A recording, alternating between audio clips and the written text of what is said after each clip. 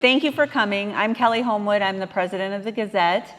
And I wanted to just start the meeting by explaining a little bit about why Gazette started a travel program, Gazette Travel. We created this to, first of all, provide just high quality group travel at the best possible price for our audience, for our customers, our readers, our subscribers. And then also it's a great way for us to engage in a different way with our audience. So each trip will have a Gazette host. Someone from the Gazette leadership team will be hosting each trip. So it's a great way, no Gazette commercials, or we're not going to gather you together and talk about the Gazette, but we'll be spending a lot of time together. In this case, 17 days together with your host. So it's just a great way to be able to get to know our audience and engage with them. And then it's also a great way for you to help fund an additional funding for the great local journalism that we do, the quality journalism that we do. Because I don't know about you, but I can't imagine our community without the Gazette in it. We act as a watchdog, you know. Can you imagine what happens if there's no one, you know, looking at what's happening with our city government and with the state government? We have reporters in the State House that really cover that very thoroughly. So we definitely need a local community, local journalism. So this is a great way to help fund that as well. And you're still getting the best price that you can for group travel. So it's a win-win for all of us. So I wanted to tonight introduce your host for the Australia-New Zealand trip, Liz Kennedy. So Liz is our manager of product development and audience. So she really focuses on how to build and grow the Gazette audience. Everyone on our websites and our print and our subscribers, our digital, and she also manages Corridor Careers, which is our local job board, along with a whole host of other things. Liz is very talented, and her husband will be joining you as hosts on this trip. So she's going to talk a little bit about what she's looking forward to. Thanks, Kelly. I'm Liz Kennedy. I've been with the Gazette for over 11 years, and my husband and I are going to be going on this trip to Australia and New Zealand. We've been married for 25 years, and we're really excited about all of the things that Keith is going to be showing you, this is just an amazing trip. It's really a bucket list trip, and the fact that you're going to be able to see so many different types of experiences on both Australia and the New Zealand. The things we're most excited about are seeing the Great Barrier Reef. And also there's like a luncheon river cruise, the Milford Sound, I think that will be really interesting. But there's so many things to see. A little bit about myself. I've been with Gazette, but I'm a lover of music, and so there's a lot of great music in Australia and New Zealand that maybe I don't know, when we have our leisure days, we might be able to check that out. But I'm really looking forward to this trip, and encourage you to consider it for that bucket list trip that you want to take. So she's a creator of music. She just got out of the studio creating music. So yeah, awesome. Lots of interest. All right. Are you going to bungee jump? I will not bungee jump. Okay, wait till you see the bungee jumping. This now, Keith? No, not yet. Not yet. I'm going to stand over here. We don't have a big crowd. I want to see the Giants. This is the biggest screen I've ever presented on. My name is Keith Mills. I'm with Premier World Discovery. We're the company that's going to be taking you to Australia and New Zealand. I've been doing this for 35 years. I've been on most of our tours, believe it or not, by now. One of my favorites. I mean, it's a long ways away, so this is a once-in-a-lifetime, I think, experience for everybody. You probably won't go golfing while you're there, but you've probably seen pictures. The kangaroos roam around everywhere in Australia. They're quite dangerous, believe it or not. You've probably heard that too as well. So there's lots of highlights on this trip. This is a scenic trip, historic trip. Great food. Again, most everybody speaks English there, right? So it's another good thing. You're going overseas. You're on the other side of the world. We've been working with the Telegraph Herald for the last 13 years. They left yesterday with 40 people going on this same tour that you're going to go on. This is Milford Sound. I got 200 pictures to show you, but I just wanted to show you a couple highlights. These are little penguins, they call these. We're going to have that as part of our trip. You've all heard of the Sydney Opera. It's probably one of the most iconic buildings in the world, right? People see that, they know it's Australia. We'll talk about that in a second, too. So we all know who this is, right? So this is our signal. We're going to do a little quiz. I know I was joking with you, but we've got a quiz here. we know that there's a little bit of a language difference, right? So in Australia, there's probably, I have a dictionary, 200 slang words that the Aussies use, right? So I got 15 of them here. You're going to fill this out as we go through these, and I'll need one of those so that I can talk about these first. So you've got a couple minutes to fill these out, and then when you see the answers, some are easy and some are a little harder. I picked out a little mixture of both. It's funny though, while you're filling that out, I was telling the group earlier, movies and television shows drive travel, right? When Crocodile Dundee came out and they used to do those Qantas commercials, right, with the koala bear, everybody was flocking to Australia years ago now. It's still popular, but maybe not as popular. People are going to Yellowstone National Park because of Kevin Costner and the TV show Yellowstone.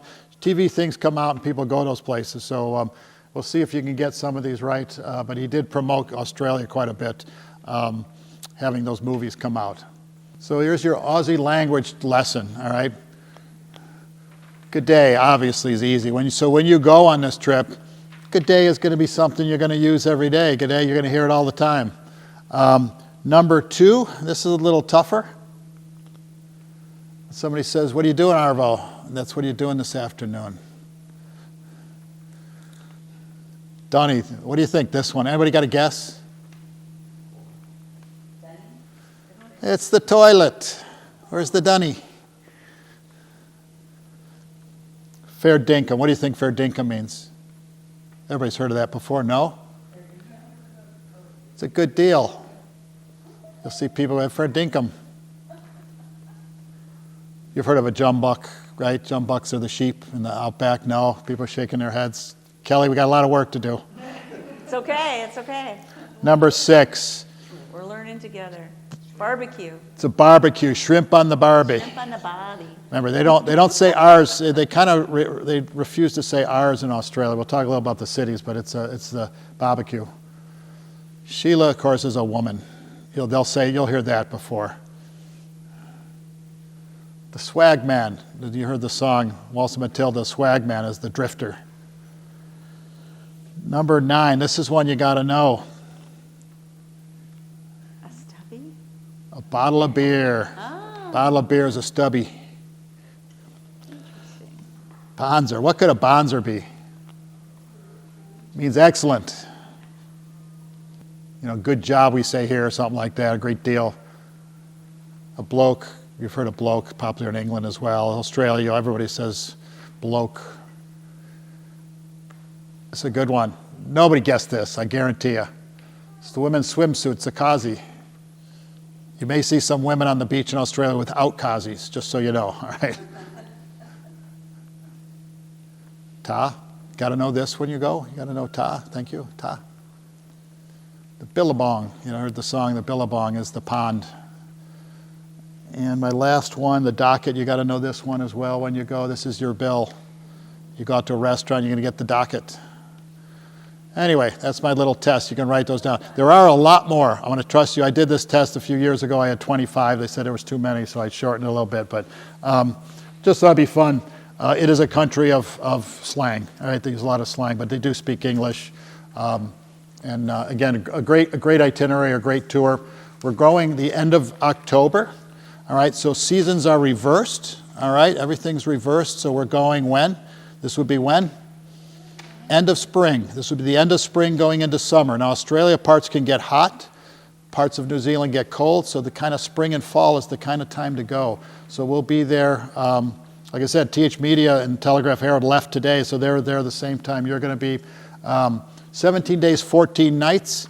All right, where do the other nights go? You're on a plane. All right, just so you know, you've got a flight over, and we'll talk about flights in a second. So a couple of things about our company. If you're going to invest a lot of time and money, you need to know a little about who we are. Again, my name's Keith. I live in the Chicago area. I've been with the company 26 years.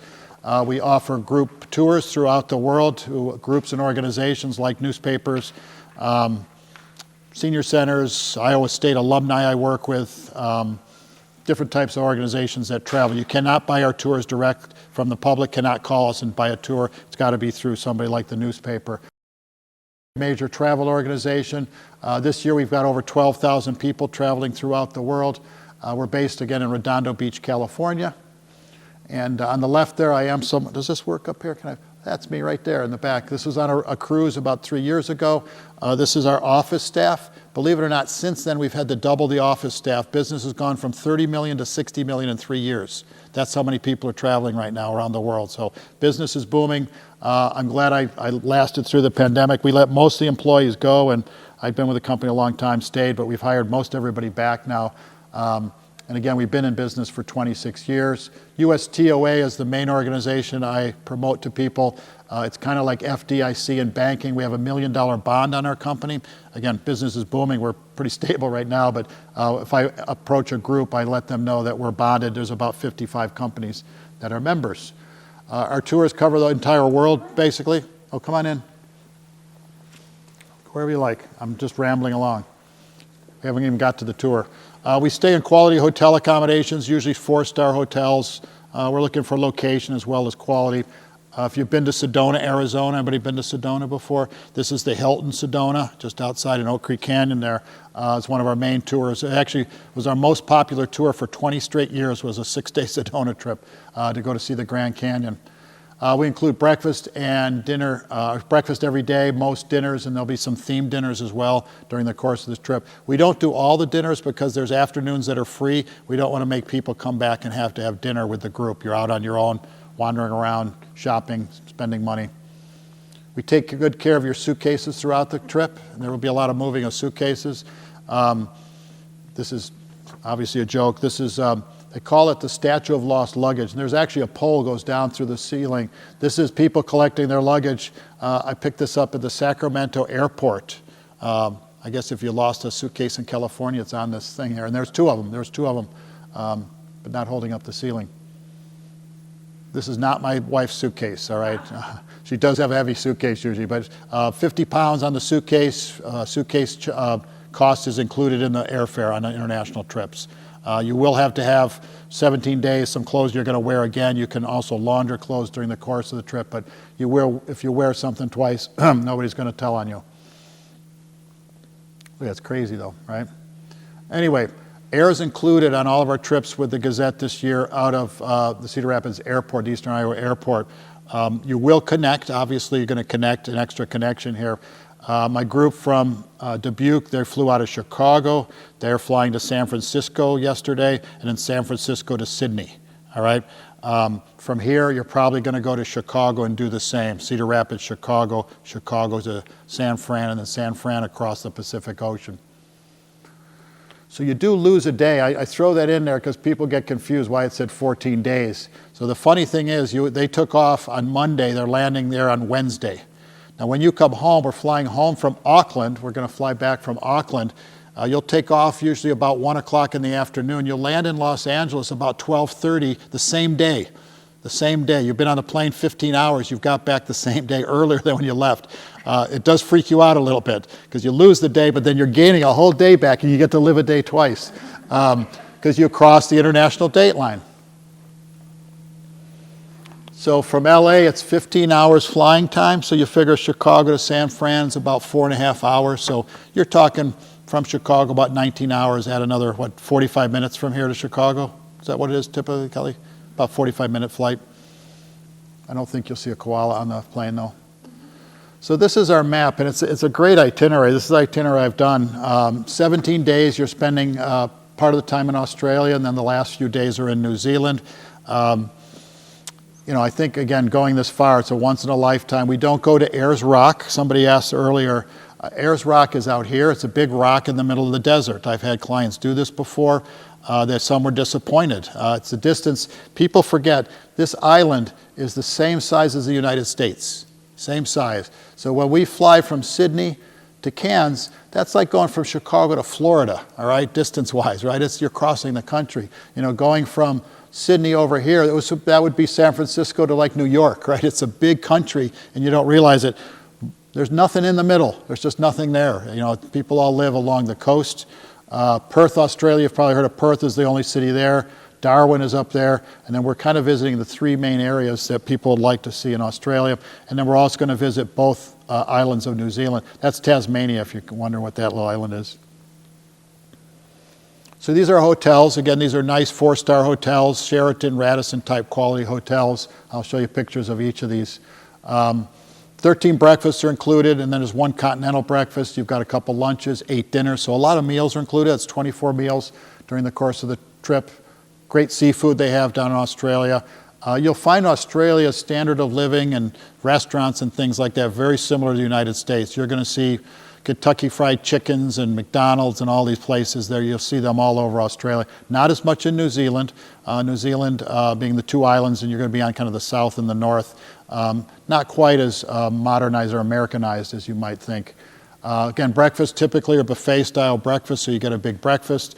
Probably more than you get at home, so we don't do lunch every day, but you get a nice breakfast, get your choice of what you like. And then we fly into one of the most iconic cities in the world. This is Sydney, Australia. This is as we're flying in. As I showed you the Sydney Opera House, everybody knows that. And this is the Sydney Harbour Bridge. We're going to be staying up here at the Park Royal Hotel, which I'll show you in a sec. But beautiful city. Again, you'll have a tour director with you. They'll be meeting you in Australia. Again, you will be traveling with other groups or other people from another group on this trip. It won't be just the Gazette. We already have, anybody signed up already? No? We got 6 signed up already. They're not here. I guess that we got new customers. Yes, you deposited, then you're signed up. We have another 10 people signed up for another group as well, so we're already at about 16, and it's still a year away. If you are thinking of going, I wouldn't wait too long, and I'll talk about the refund policy on this trip, but we'll have a tour director meeting you there. Again, you'll have different motor coach drivers, and you're going to be on a lot of flights. When you come back from this trip, you'll be a professional pilot.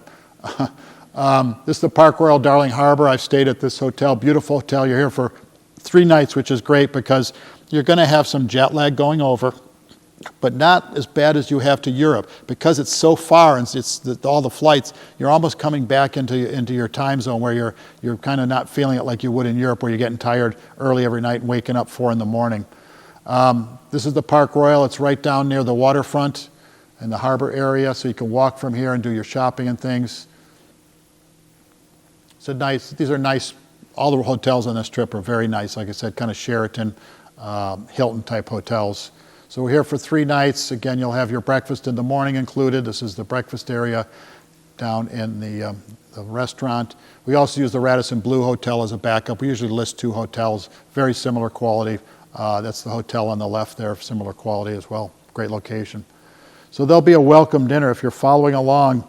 If you can stay awake, we'll have dinner that night. You'll get to meet your fellow travelers. Again, you're going to meet some people from other parts of the country. I think the other group is from California, but I'm not 100% sure. And I'll keep Kelly updated on where you point out the wine. They're known for great wines in Australia as well. So we're going to do a tour. This would be on the morning of day 4, a full city tour of Sydney, primarily by motor coach. I think on my slide later on we list this trip as a level 4, saying it's active. It's not lots of walking tours like we just talked about. The last trip on the Danube, the city tours in Europe, you're walking. This is mostly motor coaching, but it's listed as a 4 because you're moving around a lot. We're on a lot of flights. I think we're on 6, 7 different flights. So there's lots of moving parts. We're on buses and planes and boats and things like that.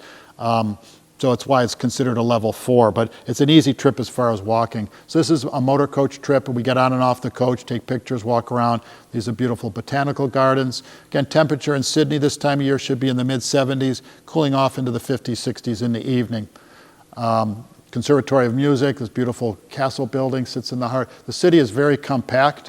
The King Cross district, this is the nightlife district of the city. So if you've heard of King's Cross before, this is where people go for the restaurants and bars and shows and things like that. We'll see this during the daytime, but a lot of people on our free day will go back to King's Cross. I'm trying to compare it to Michigan Avenue, maybe Chicago, something like that. They got a very vibrant Chinatown in Australia. Again, there's a lot of Chinese immigrants. You'll find in Sydney a large Greek population as well as a large Asian population there. But again, most people, and you know a little about the history. I'll show you the rocks here in a second. Everybody knows a little about the history where most of the original settlers came from. Anybody know? No idea? Convicts. They were British convicts that were shipped over during the 1700s, the farthest way from England they could find, to put them in prison here. And then when they got out of prison, they said, this country's so beautiful, I'm not going back to England. So most of the early settlers were convicts, or released convicts, not escaped convicts. So this is where the original prison was. This is, as you can see, right down by the water. This is called the Rocks. So there are lots of great shops here. It's a very neat area, very vibrant. There'll be a lot of travelers here, even in October. Their peak season is again during the summertime, which is December, January, February, but it can be quite hot. Anybody tennis fans here? Anybody a tennis fan? I'm a tennis fan. It gets into the 90s degrees at the Australian Open in January, so we don't do any trips in January. It gets a little too hot in both Sydney and Melbourne. This is the Paddington neighborhood. They're noted for their beautiful architecture. This picture, I think it could be New Orleans, right? It looks like with the stone ironwork again. This is again tying into the European heritage that you'll see in the different neighborhoods. So they got lots of beautiful neighborhoods. The Circular Quay is the area down by the waterfront. This is where our hotel is located. Again, you can go walk around here during our free day, but we'll stop here during our sightseeing tour. So the Sydney Opera House, again, one of the most iconic buildings in the entire world. I'll tell you just real briefly, because there's a long story that goes with this. They decided they want to build this opera house on the waterfront. They found a location, and they did a worldwide architectural contest. It took several years of entries to come in. A gentleman from Norway was the winner of the contest. He then flew out to Sydney here to help during the construction. It took, I think it was built in the late 1960s. Millions of dollars of overruns. So the big things, they're meant to represent sails. You can see sail ships kind of passing through the water.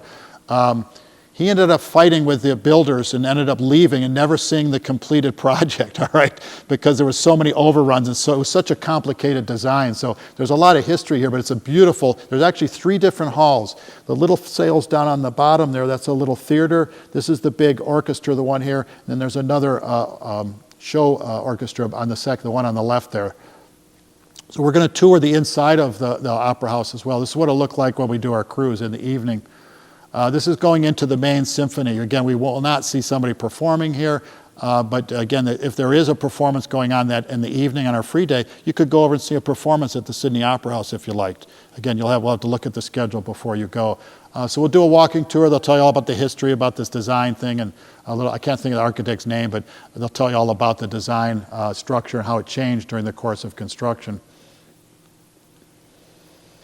And then we're going to go over again, we're around Darling Harbor. This is the Wildlife World. It's actually going inside here. It's kind of a small natural-based museum. So we're going to get a chance to see all the animals that live in Australia are only native to Australia, which is kind of unique. Again, you've got a country the size of the United States. There's animals there that are nowhere else in the world. So that's why it's kind of neat to walk through here. You're going to get a close-up. When I was there, and I don't think they're letting you do this, they let us hold a koala bear. They're very dopey because they eat the eucalyptus trees all the time and the leaves. They kind of make them sleepy, but very cute bears and kind of the symbol of Australia. So you get to see them like this up close in these little enclosures. And again, we'll see them eating the eucalyptus leaves. We'll get some pictures. These are wallabies. Wallabies are the little kangaroos, basically, the small kangaroos. You'll see wallabies here. We'll see a couple of larger kangaroos. Aren't they cute? They jump all around, but you can see the enclosure is kind of a natural enclosure. They have a lot of these different wildlife parks throughout the Sydney area, but this one's right down by Darling Harbor, so it's very convenient. This is a test for you. What's the name of this animal? Wombat. Yeah, how'd you know that? You just know about wildlife, right? This is a wombat. A guy came out with one, he was holding it. It was the smelliest little animal I've ever seen. And it made funny noises and things, but they're about this big. They're about this big, a little furry little thing. And I got one more for you. Everybody knows what this one is. Tasmanian devil, right? You'll see the Tasmanian devils. You won't see any in the wild, but you will see kangaroos probably run around. Occasionally you may see the koalas up in trees and things while we're driving around in the motor coach. Will we see any platypus? No platypus. So we top off this day with a dinner cruise in the harbor, right? What a great day. I mean, you may be tired, but you're going to be staying awake for the harbor cruise. So we do this cruise. It's a dinner cruise. You'll sit down and have dinner. You can go up on the deck and take pictures in the evening as the sun goes down. You'll get some great views of the harbor bridge. You'll get some great views of the Sydney Opera House. And again, a great way to finish up our full day in Sydney. Sound good so far? Yeah, it's fun. I mean, Back a couple pictures, it looked like there were people walking on top of the bridge, is that true? it's true, yeah. We'll get to that. I'm going to scare you in a second. So you're going to have a day at leisure. So there is a, I think it does it noted on here. There's a trip that goes up to the Blue Mountains that you can do. Again, these will be offered during the course of the trip. You don't need to decide now. We'll have that information in your documents. So if you just want a day to wander around, you got that. Or if you want to do more sightseeing, you can do that during your free day. So you can go shopping, go down to the waterfront. The Blue Mountains sit just west of Sydney. So there's a cable car, I think it's the highest in Australia. It's going to take you out. I think I got a picture of it here. Look at this. It's going to take you in this little car across the mountains. So that's a full day tour. It's called the Blue Mountains Tour. So that would be something that would be available. There's other things you can do on your own. There's lots of great shopping in Sydney. So this is the Sydney Bridge. So this is for people that are not faint of heart. All right. We don't sell this to you, but I've had people do this. So you asked, did you see people? Those are the people. There's more people. You can walk across, it's called the Sydney Harbour Walk, and you go over the bridge. They do tie you to the railing, so you are secured. All right, I'm scared of heights, so I did not do it. I do know some people that did it. They said it was fun. It was not as scary as it looks. And then you are chained to those railings, so nobody falls off. But I thought I'd show this just in case. But look at the view. Look at the view from up there. That's spectacular. So if you're into being active and you wanted to go for a nice walk that day, come home and say, I walked the Sydney Harbour Bridge, right? And then this is the Queen Victoria building as well. It's like an indoor old world shopping mall. You'll find a lot of buildings in Australia, again, dating back to the early 1800s. So again, very historic architecture in amongst the modern architecture, kind of like the big cities that we have here. So this is going inside the mall. It's a multi-level indoor mall, kind of a Victorian feel. Lots of great restaurants, again, a European feel where you can sit outside and have a coffee or something like that, or have a lunch when you're out walking around. Bondi Beach, you probably heard of Bondi Beach. This is the famous surfing beach of southern Australia. They do have some nudist beaches, but this is not one of them that you may go to. But Bondi Beach, some people just go down to see Bondi and sit and relax in the sun. Again, temperature be in the 70s. So back on the plane already. 3 days, we're back on a plane. We are flying north. We are going up to, they pronounce it Cairns, by the way. Cairns, like the city in France, no R's. So Cairns is the Florida of Australia. It's tropical. It's going to be probably 10 to 15 degrees warmer than Sydney is. You're looking at probably around 80 degrees this time of year, palm trees and things like that. You can see it kind of looks resort-like. So we're going to spend 2 nights here. This is just downtown Cairns. You got all the hotels. We stay at the Pacific Hotel. We've used this hotel for, we're here 3 nights. We've used this hotel for a number of years. Again, it's right down by the water. You've got great views of the ocean here as we look out towards the Tasman Sea. This is the lobby of the Pacific. This might be a place where you go swimming. And again, think Florida, right? Think Florida kind of as far as weather and things like that. And we also, the Novotel, so again, probably you heard of Novotel, very good chain. We use them as our backup hotel. So one of the highlights of the trip is going out onto the Great Barrier Reef. The Barrier Reef is over 1,000 miles long off the coast of Australia. We're in the Tasman Sea. We're going to do this high-speed catamaran. It's about a 45-minute ride getting out to the outer Barrier Reef, and then there'll be some different things that you can do out there.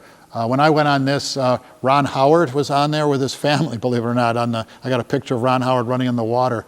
I didn't want to embarrass myself and say I was a big fan of Opie, but he was on there. He was obviously an adult at the time. So this is what the reef looks like. Again, it's a living organism. Again, it's an endangered living organism with pollution and things like that. So it is shrinking a little bit. But we're going to have a lot of different things. So our boat's going to float over the outer reef, and you're going to have a chance. You can go on a glass-bottom boat. They'll have smaller boats out there, so we get off the big boat, and you're going to ride in these boats, and you can look at all the marine life through the glass-bottom boat if you don't want to get wet. And it's unbelievable. The amount of marine life here, the bright colors, it's like swimming in a fish tank with tropical fish, right? It's just, they're everywhere. You'll see turtles and things like that, all kinds of exotic fish and everything. I did snorkel here. We have an island that we will visit, and you can just go and do an eco-island walk where you walk around the island and kind of see what the tropical fauna is like on the island. This is what most people do. They supply all the equipment. It is very safe. They have floats and everything for people that aren't great swimmers. You can put on a flotation device, and you're going to float over the barrier reef. So this is kind of what it looks like. You see there's our little glass bottom boat. This is our boat that's parked into a little dock that they have that floats out there. And then it's cordoned off. You can see the swimming area, and you see all the people swimming, so it's safe, a safe area. So we're out here. It's a full day trip pretty much, right? We go out in the morning. Lunch will be included on here. And again, you're on your own to decide what you want to do. You can go snorkeling, you can go for the walk, you can do a little bit of everything. And again, this is, I think, a big part. Oh, I showed you that one already. So there's some different wildlife. We saw giant tortoise or turtles. And then we head back into Cairns. So we'll have a day, again, each of the cities, we have a day at leisure, kind of so that you can do your own thing, because we are doing a lot of traveling. So this would be day 8 if you're following along.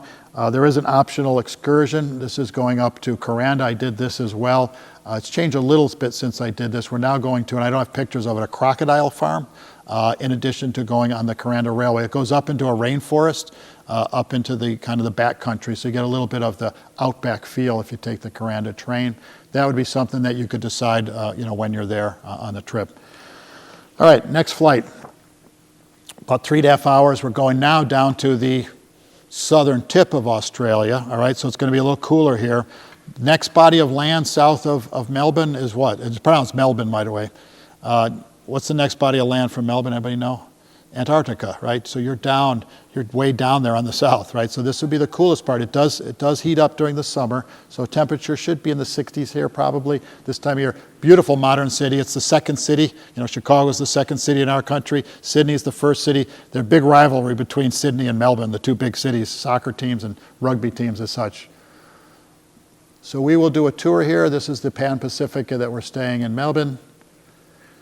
And we also stay at the Crown Promenade. Again, beautiful hotels. Hotel quality in Australia is very similar to here. You'll have washcloths, hair dryers, Wi-Fi, things like that. So pretty much all the modern amenities you'd expect here in the United States.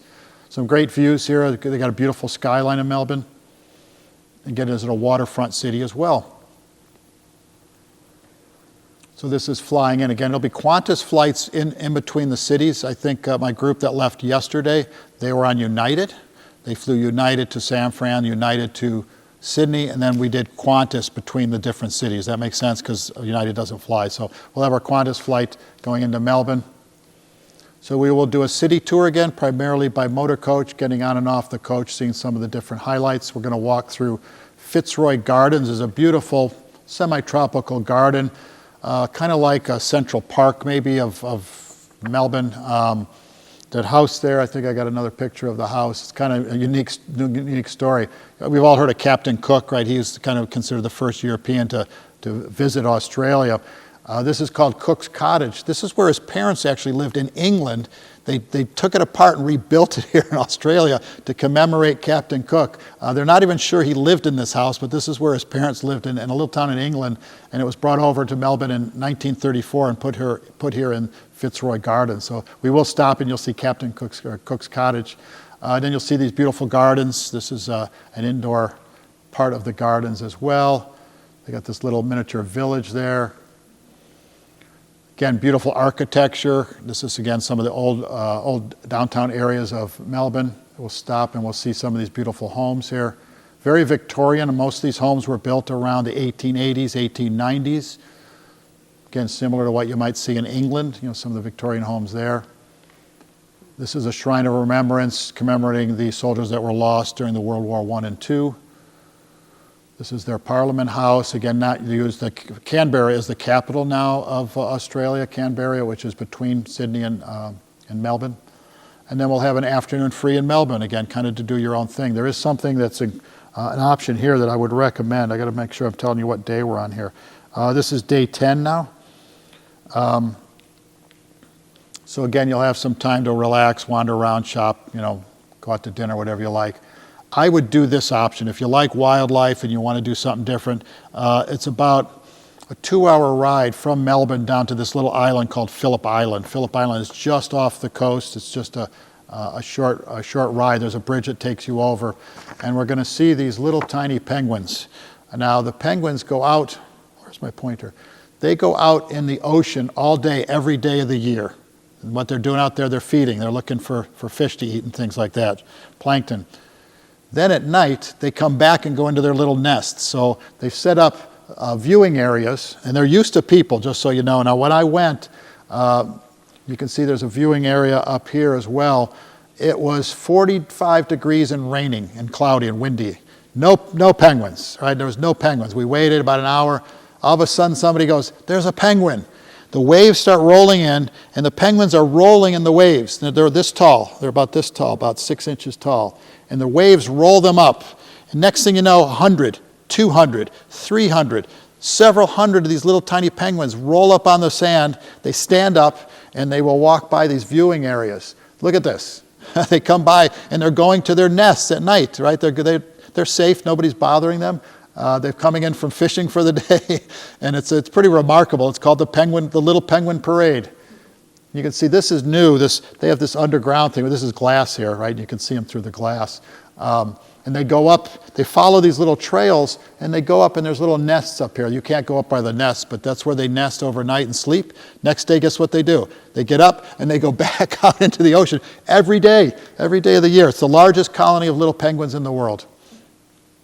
This is what it looks like after they washed. I didn't have a video camera at the time. Nowadays, with your phones, I'd love to videotape because it was hilarious. The water, and sometimes they would go back out. The wave would swoosh them back out into the ocean, and it would take a few waves for them to get up and decide to stand up. But look how tiny they are. So I would do this if you like wildlife and things like that. They're called the little penguins of Phillip Island. Another flight. All right, we're on to, let's see, day 11. Now we're going to New Zealand, all right? So we're going across the Tasman Sea, about another 3-hour flight. We're going to be flying to Queenstown. This is the 2 islands. I thought I'd put this map up here. They're about the size of California, all right, the 2 islands, kind of the length and the width of California. About 5.5 million people, 17%, you heard of Maoris, right? So we got the Aborigines in Australia, you got Maoris that you'll see here in New Zealand. As far as scenery, you know, people always ask me, I'll say, oh, you're in the travel industry, what's your favorite place? So I got lots of favorites. The most beautiful place in the world I've been is New Zealand, as far as scenery. It's got everything imaginable here. They say it's most diverse because we're not going to go all the way up here. This looks like Hawaii up here. This part is like going to Yellowstone National Park. Then all through here, these are mountains that look like Switzerland. We're going to go to Milford Sound. Looks very much like Norway. Christchurch looks like you're in England, all right? They got it all in these 2 little islands, and the people obviously speak English. They're very friendly. Aussies and Kiwis don't like each other, by the way, so you don't, you know, they're in a rivalry again during the sports and things like that. But these are Kiwis. You're going to see people throughout the islands, very friendly. I've had a group go over there, and some people were wandering around, and they asked somebody for directions, and they took them there. They said, follow me, and they walked them like for 20 minutes to a store or something like that. They're friendly people. So our flights, this is what it looks like. Queenstown sits on the east side of the Alps. They call them the Alps. And again, we've got Lake Wakatipu is the lake there. We're here for 3 nights again. So again, a lot of 3-night stays so you can unpack a little bit and you relax. This sits right in downtown Queenstown. Queenstown's not a big city. It's a ski resort, believe it or not, during the winter. Very, very popular.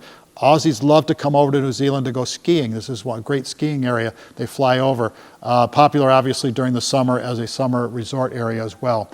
So this is the rooms look like here. Again, you've got nice rooms throughout this tour. It's your breakfast area at the Millennium. And the Novotel. Again, Novotels, they're a very good chain. They're kind of a nice 4-star chain that you'll see in both countries. Other major highlight is this cruise, right? You've done the Barrier Reef cruise.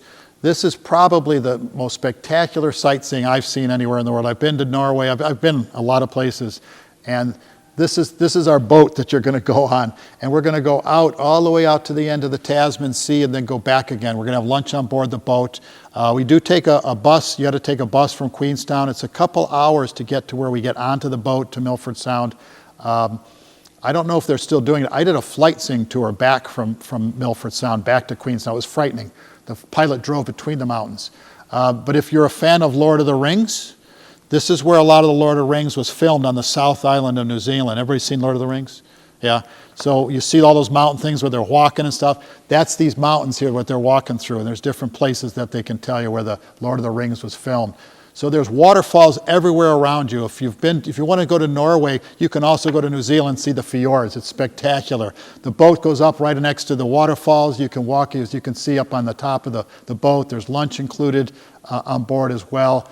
And it's just these beautiful, again, they'll get a lot of rain here. So it's really, really green. Look at where do you see cliffs where it's that green, where trees are glowing on the side of the cliffs? You got waterfalls pouring everywhere. It's kind of out of this world almost. So it's one of the most memorable, let's go back. I don't want to skip through any of these pictures.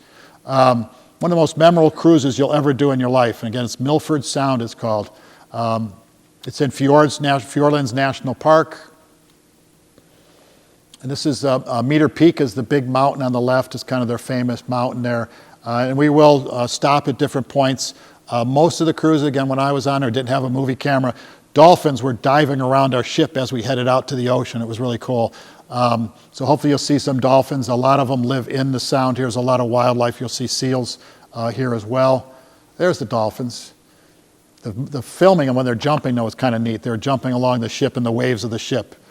Can you see them? They're not sharks. I got to think of the name of these penguins. These are penguins that are native to New Zealand. I'll think of the name later. You will see these throughout the cruise as well along the shore. You got some seals basking in the sun. This is our buffet lunch that we have on the boat. So it's a full day trip. We're going to go all the way out to the ocean, to the Tasman Sea, and then back all the way up the Sound again. That's Meter Peak again in the left there. And you'll see there's 2 or 3 companies that have boats on the Sound. So that's our Milford Sound cruise. That would be on day 12. Lunch is included, dinner's on your own. Queenstown's a little town. You can walk around pretty much the whole town in 5 minutes. So you have a day at leisure, all right? Kelly's laughing because she wants to bungee jump, but you're not going on this trip. I'll show you the pictures. So this is the TSS Earnslaw, all right? So you could take this steamboat across the lake. The lake's called Lake Wakatipu. But look at the mountains.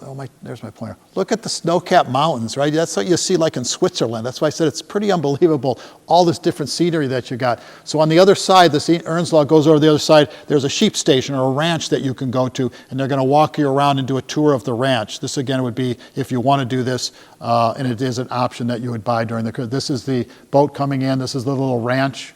And the actual owners of the ranch are going to come out. You see the dog. Anybody seen the dogs herd sheep before? It's unbelievable, right? The guy just whistles, and the dogs run around, and I have an Australian Shepherd, doesn't listen to me ever, all right? I don't know, ever. Chase squirrels, he chases squirrels, but these dogs know how to control the sheep. It's pretty amazing what they can do, and they have whistles, certain whistles that infer certain commands. So this would be something you could do. You can't do all of these things. The shot-over jets, these are jet boats that go on the Shot-over River.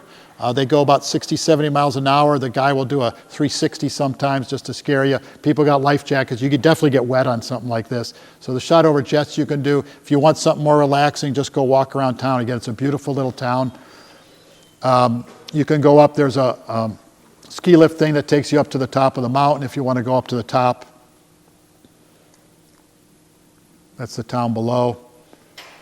So this is the Kawarau River. This is where bungee jumping. Now, bungee jumping was a new thing back in the late 80s, right? It was where did this come from? So a gentleman, A.J. Hackett, he saw people, I can't remember the island, it might have been Fiji, jumping off of trees with vines tied to their ankles. And he came back and goes, wow, this looks fun, and developed these giant elastic cords, right? People tie it to their ankles, and they jump off of this bridge. And I only got as far as right here, right? That was me. You go out and you jump off the bridge down into the water. They ask you how much you weigh and do you want your head dipped in the water, all right? So don't lie, all right? And then after you touch the water, You bounce up and down 3 or 4 times on the spring. It's like a spring. You can go and you can tie yourself to your friend if you want to feel better about it. They tie 2 people together. They said initially when they started this, and this is where bungee jump started, the actual spot outside of Queenstown. They were offering free bungee jumping if you went nude. All right, true story. So many people were taking up on it, they stopped doing it. So this is what it looks like, all right? We had one young lady on the trip, she got out there and started crying. They had to pull her back in because you get on a little tiny ledge and the guys there, they count 1, 2, 3, and you go head first down into the water. And the gentleman down there in that raft, he's got a hook. And eventually when you stop bouncing, he hooked the people in and he put you in the little raft. And then you walked up the path up to the top and you bought they sell you the movie of you jumping. You can buy the movie of you jumping. So trust me, I'm deathly afraid of heights, did not do this. Anyway, that's your free day. All right, because you got a lot of different things there. Fly up to Rotorua. This again, about a 3-hour flight, maybe a little less than 3 hours. Rotorua is on the North Island. This is where the thermal reserves are. It's kind of like Yellowstone forests and things like that. Again, very different scenery. The Millennium Hotel is our hotel here. Also the Novotel Lakeside. We're going to go to the National Bird Sanctuary and see the kiwis, all right? And that's where the people get their name. These are tiny little birds. You're going to learn a little about life of the kiwis. They have a hatchery here. You're going to be able to walk through this building and kind of see some of the kiwis. You don't see these typically in the wild. They're very shy animals, and they are a protected species as well. But that's a little tiny kiwi. So kind of a fun stop. The Rotorua Thermal Reserve, very much like Yellowstone. It'll smell like sulfur from miles and miles away. And they have these big sulfur pits here. So we're going to walk around the thermal reserve. You can see the path kind of up there on the left. You're kind of walking here at your leisure, but they'll tell you a little about the area. Very active. The North Island is a very active volcanic island. We have a Maori cultural performance that night. A hangi feast is where they cook the food in the ground. They have big pits. They'll lower the food down there, and it's cooked in the ground from the heat of the lava below. Like then they heat it up and everything. There'll be a performance goes on as well. Everybody seen this before? Anybody watched rugby? Anybody seen rugby before? It's called a haka. You know, they put their tongue out and they do a dance and everything, so you're going to get to see a haka up front. They even sometimes have people from the audience come up and, do I have a picture of, we had some people do it. Is that funny? Haka. Don't ask me, it's a purpose to ward off evil, I think is what it is. And when they do that, play against rugby teams, they do this haka to kind of intimidate the opponent. So here they are cooking the food in the ground. It's kind of a barbecue, basically. And then we'll take our motor coach from Rotorua. We're going up to Auckland for our last night. And I'm told I have to be out of here by 7:30. I'm doing good. So we go up to Auckland. We're going to make a stop. Talked about Lord of the Rings, Hobbiton. This was the Shire, right? The Shire where the hobbits lived. This is the actual movie set we're going to stop at, and you'll see some of the little homes and things like that, and the little holes in the side of the hill. So we'll have a little tour here. It's about an hour-long tour of Hobbiton. So yeah, you're just, again, walking around at your leisure. There'll be a little guide that takes you around. You will not see Frodo Baggins, though, while you're there. He's from Cedar Rapids. He's from Cedar Rapids? Yeah. Whoa, we gotta go. I didn't know that. This is what it looks like in some of those homes where they did some of the filming. This is where they had this was the little restaurant or whatever they call the cafe that all the guys, they were all sitting in. So anyway, that's our stop. We head up to beautiful city of Auckland, the largest city of New Zealand, not the capital. Wellington is the capital. We don't visit that, but we'll have our last night here. There'll be a little tour here, just a quick, about an hour-and-a-half motor coach trip, kind of take you around Auckland, tell you a little about the city. Again, this faces to the north, so this would be definitely warmer than Queenstown, probably in the 70s this time of year. We will have our farewell dinner here. And this is our hotel down again by the water area. We head out to the airport after our farewell dinner. And we fly home. You gain that day back that you lost. Like I said, you're going to get back the same day as when you left, believe it or not, even though you're going to be traveling for about 21 hours. This was the sample flight schedule. I just put the front and the back just so you kind of look, because people always ask, well, what's the flights like? So we left Chicago yesterday. They arrive into San Francisco at 9:22. They land on Wednesday at 9:15 a.m., not Tuesday, right? We lost the day. Then coming back, we leave Auckland at 3:50. We get back in San Francisco at 7:05 a.m. the same day. The same day. It's crazy, right? So we're back in Chicago almost the same time as when we left. I found when I first did this, people didn't understand that you've gained the day back. It's a weird feeling. Passports, obviously, you'll need for this trip. You also need to apply for a visa with Australia and New Zealand. Australia, they're both done electronically. We'll probably give you information on these probably about 3 months before you go when you do your final payment. You do them online yourself. There's an app for both of them. You do the app. New Zealand has a environmental fee, so it's up to like almost $100 for the visa to go into New Zealand. Australia, I think, was $15. 2 different currencies, New Zealand, Australian dollar, so you'll need to change some money before you go. You can do that at local banks and order money or change some over there. You'll need some small bills. There's several local guides that we're going to be with you through the course of the trip, doing some of the local tours. Again, we'll have our guide with you throughout. You get $200 off per person if you make your final payment by check. That's per person. You can make your deposit by credit card.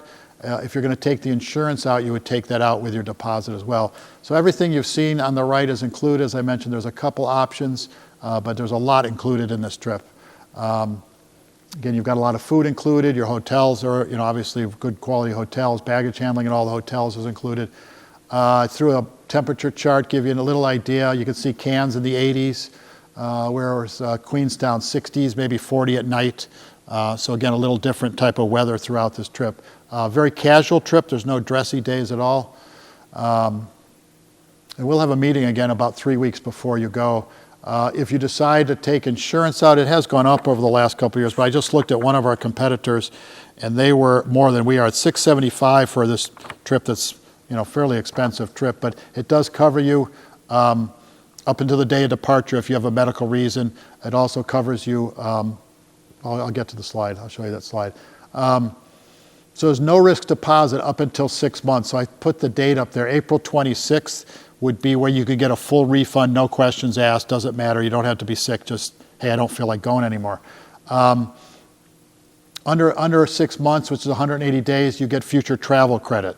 So your deposit of $600 will be credited to you if you decide to go with the Gazette or with us on another trip. Your final payment date is July 27th of 26. Future travel credits are due for a year after the trip. And that really applies if something came up, your dog is sick. We had that happen with somebody. I forgot about a wedding, things like that. You have to change your travel plans. The main thing on the travel protection plan, if it's a covered reason, would be illness, sickness, illness, injury. You get a full refund if you have the insurance. You can cancel for any reason. You get 75% credit back, and that's even up to a day before the trip leaves.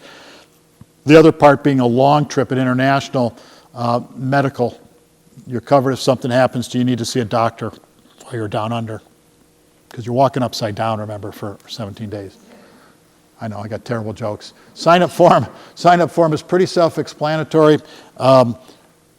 CID is your code out of Cedar Rapids. I think most of you know that, so make sure you put that on there. If you want to fly from somewhere else, you could. If you want to do land only, I don't recommend it on this trip because of all the different intercity flights, but it would be a possibility. The form deposit can be done by credit card. We don't need, if you want to sign up tonight, we don't need your passport number. Like I said, we have a few people signed up already.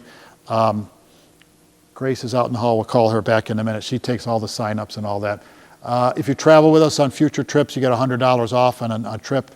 Kelly's already planning ideas in my head for 2027 already. We haven't finished 25 yet, Kelly, but we do have trips coming out. We're looking for ideas as well if there's places you want to go, but you get $100 off.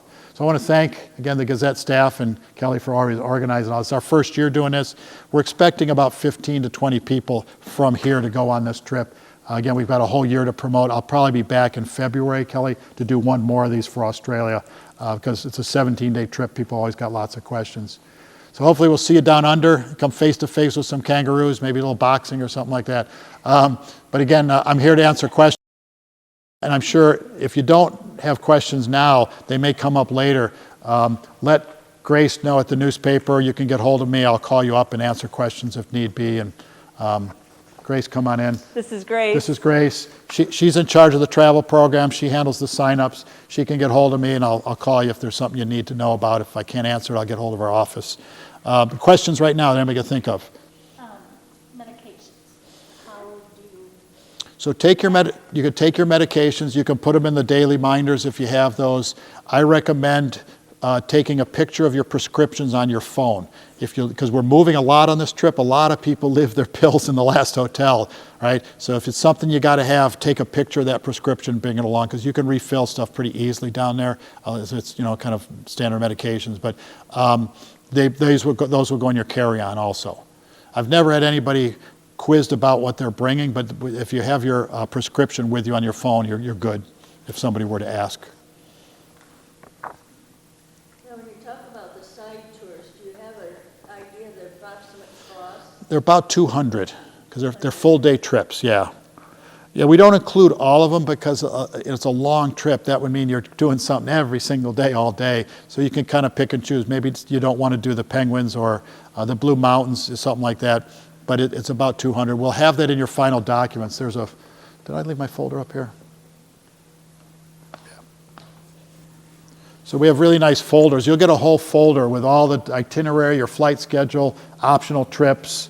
There's name tags in here, luggage tags, everything that you'll need through the trip. So about 3 weeks before you go, we'll meet probably here, I guess, probably here or Probably somewhere. here. Mm-hmm. You'll get these handed out, and then I'm going to open them up, and I go through all the documents. I just did that in Dubuque a couple weeks ago, and about an hour answering questions about, going to need electrical plug, different outlets for your plugs. Got to talk about cell phones, things like that, Wi-Fi in the hotels, things like that we can touch on before. They can fire more questions at me. Okay, other questions? Comments? Yep. To upgrade our flight, our airfare, how do we do that? So if you want to upgrade, it's again long flights, you need to make sure it goes on the sign-up form that I just showed, or else let Grace know, and you got to tell us what kind of upgrade you want. Business class is very expensive to go on all across the Pacific, but if you wanted extra legroom or premium economy, we would want to know that. What we want to do before final payment is tell you how much that's going to be. We don't know what it is now. No. It changed, upgrades typically are very different. Because it's a year out. They change, yeah, it's a year out. I wouldn't even, an upgrade on a business class is going to be $5,000, $6,000 minimum for a business class. Premium economy, probably a couple thousand. I just went to Europe. Again, it changes though. I got premium economy for $800 on a flight, but it was 2 days before the trip went. I kind of checked, and so it's airlines are not easy with air prices because they change so often. But we can get you the quote. All you do is you just say, hey, we're interested, Grace, in upgrading. Do it before final payment date. We would get back to you and say, hey, this is how much it is, and you decide if you want to do. If you don't want to deal with all that, we could do on the we had 2 people from Dubuque. They did their own trans-Pacific flights, and then they bought the intercity package from us too. And that would be a possibility. We'd have to get the price difference. All right. You could attempt to upgrade yourself. So at the pre-trip meeting or even before that, we will have your ticket and booking number. You could go online and look that up and see how much it would be to upgrade. Sometimes it's easy, sometimes it's not. But you could do. We do have people who do that on their own. So are you getting any kind of a discount from the airline? No. So we could book any place and get the You same. probably could. And I'm honest about it, right? So I've been doing this a long time. Years ago, group tickets were cheaper, but then the internet came about, right? So they can sell prices, all different prices to people. So with a group, we're going to the airline 6, 8 months out. They kind of got us, right? Where they can charge us anything they want. It's not going to be discounted. It's going to be more probably than what they may sell it later, or it may go up later. You don't know. But if you go too late and you don't Yes. have the flight, So we have be careful not our to prices risk are that. guaranteed on the air, and they're probably more on the little higher end because we can't go back to a traveler and go, hey, air went up $300, you now owe us $300. So we're always going to be hedge a little on. Does that make sense, everybody? We're hedge a little on the higher side.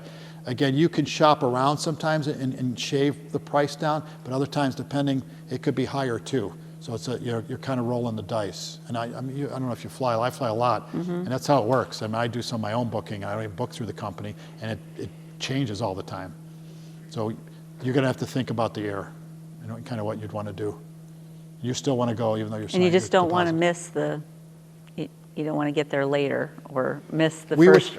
We would, yeah, they would know. We would tell. I mean, I think it even says this is when if you're doing your Yeah, own air. yeah. The thing that's complicated on this trip is there's lots of intercity There's a lot of flights. air, yeah. The air price of this is there's a big chunk. I can't even tell you. It's several $1,000s because you've got all those flights. Imagine flying around the United States. You know, Chicago to Florida, Florida to Melbourne, and like you've got a lot of flights. Then we're going to New Zealand, then New Zealand up with a smaller flight. Like it's a lot of flights. So. That's why we sell it as a package. Does that make sense? All right? Yeah. Anything else? You still want to go, I hope, right? So far. All right, good. Didn't dissuade you. I think you've got another question. Yes. Yes, I have one question on the flight over where it's such an extended length of time. Does the airplane allow you to use a CPAP? Good question. I can't answer that one. I would think so. We'll have to look at the airline rules. Yeah, I'll have to check that. I know on the equipment it says it's approved by the air. People bring them on the planes. I know I've had a lot of people take CPAPs with them. I don't I'm know if guessing they- there's something. I mean, I'm guessing you'd folks have to that be able to use absolutely them. I need would it, just. yeah. I don't want to say, oh yeah, you can use them. Let me check. I think on it. Grace is taking a note there. She's going to check that out. Yeah, we'll check that out. Yeah, there's things that come up that I can't. I think I've seen that There's too. definitely outlets. Yeah. The planes that go over the Pacific, they're geared for Pacific flights. The seats are a little bigger, not a lot, but they're a little bigger. The service, they got a lot of great service. It's coming around with drinks and things like that. Obviously, the lights are going to go down. You're going to hopefully sleep a little bit. But there's plugs and TVs and everything on these flights. I mean, they're the big planes. It looks like we have to contact the airline to make sure that you're all in regulation of what their rules are and whatnot, but it doesn't seem like it's. Each airline's probably a little different. So, I know you can do 50 pounds for your luggage, probably, even though it's 14 days, and I know you can really wear clothes. What's probably the easiest, probably a small suitcase per person? Suitcase, you definitely want to bring a suitcase per person. You mean a carry-on? Okay. Yeah, you get to bring a carry-on as well. I think on a trip like this, a backpack is really useful. Throw over your shoulder and you're going to take it around and you're getting on off planes and buses and things like that. The suitcase, again, is 50 pounds. You should be able to get by on it's not a real cold trip, but. You each get a checked bag, so if you. 2 checked bags, 2 carry-ons. You get a personal item as well if you want to bring, technically a small backpack could be a personal item, but most people that are going on these are bringing a little bigger backpacks with extra clothes and things that they can put There's a in them. lot of variation of temperature there, so. Yeah. Like a person backpack would be. Yeah, Swimsuits yeah. And also, to coats. How does that work? Like, you have to have your baggage out by a certain time the next day so it gets loaded up? Like, is the company that you're representing, are they the ones responsible for getting the luggage to and from the airports? Yep. Yeah, so when you arrive into Sydney, you're going to have to go through customs, right? Go through customs, you get your bag, you're going to go out of customs, the tour guide's going to be out there with a sign welcoming you. You're going to roll your suitcase out to the bus, and then when you go to the hotel, you're going to go check in and go to your room, and your bag's brought up to your room. So then when you leave Sydney, the guy's going to say, hey, we got a 9 o'clock flight tomorrow, bag's out at 6 or whatever, and you put your bag out. The guides tip they tip the people while you don't need to tip them. They get your bags and bring them out to the bus. You say you do need to or don't need to? Because I know in New You don't Zealand- need to tip. No, our guide tips all the baggage handlers. Okay. So are there extra tips and amenities like that throughout? You're going to tip local guides. When we have the final meeting, I'll tell you, I think there's 5 local guides, and they're about $5 each. Per person? Yeah. And then you would tip. It would be in local currency, yeah. So the guide that we send you, sometimes it's an American guide that's been there, or we could have, my group now has an Australian guide. He's not going to want New Zealand dollars as his tip, right? He's going to want Australian dollars. They will take US dollars, everybody will take US dollars and just have to go change them. So don't change lots of amounts of money, change a couple $100 and that's your walking around money.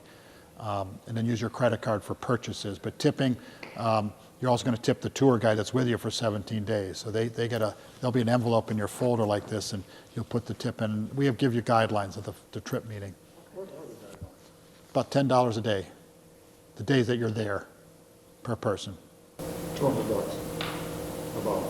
That'll be more than enough. That'll be a really good tip. Yeah. So you're there 14 days. $140 will be a decent tip. 50, somewhere around there. The guides work pretty hard on this trip because they got to get you from A to B to C. Like there's a lot of moving around, so the guides are pretty busy logistically, keeping you moving. So it's about $2 New Zealand to $1. What's it in Australia? It's 65 cents, get an Australian dollar, I think is what it is. I don't want to quote that because this is a year away. The dollar could devalue. Yeah, it could change. But, I mean, that's what it was this year. So you're saying 65. U.S. cents, I believe, is what it was, and I'm not sure. I don't like to bring up, like I showed euros before, because they're going to Europe, but it's a little more stable. But the dollar is fluctuating a little bit, but you don't have a lot of meals to buy. I'd use your credit card wherever you go. You know, it's probably your best bet on almost all purchases. You get a better exchange too. Anything else? Yeah. Yes, Oh. I know in some of my travels, you had paid toilets. Australia, you're good. Okay. Not like Europe. We had to, Europe, when you got to go, you're like, I got no change, right? You know, I was just there last year in Portugal. We needed change everywhere. Yeah, you're fine in Australia, New Zealand. We appreciate We're good? everyone coming tonight. Yep. Remember that we will have another informational meeting probably sometime in February for Be this similar to trip. this. I mean, I Very might change similar some to of the this. pictures, but Follow the same things, but if you have more questions that come up between now and then, do recommend that if you're very interested in going, that you book as soon as you can, because these will all fill up. Yeah. We're quite certain these will yeah, all fill up. we have 2 departures in the fall, and they're both filling up. So I would sign up quickly, and then if you change your mind, that's easier than getting on a trip that's sold out. You can go to thegazette.com/travel, and there's information there to click through a button to book right there from the website. Grace is here, and she can help you book tonight if you want to book tonight. You can also call at Grace and ask any questions that you want. Grace is at the Gazette. When you ask about travel, they will send you to Grace. Yeah. And we'll get together next early October if you decide to join us. Yeah, So we I'll hope be you all back. join us. We'll all be here. Liz is looking forward to it. Yep, Liz will be here. You can make Liz bungee jump so you get a video. Yeah, always make the group leader jump. That's the rule.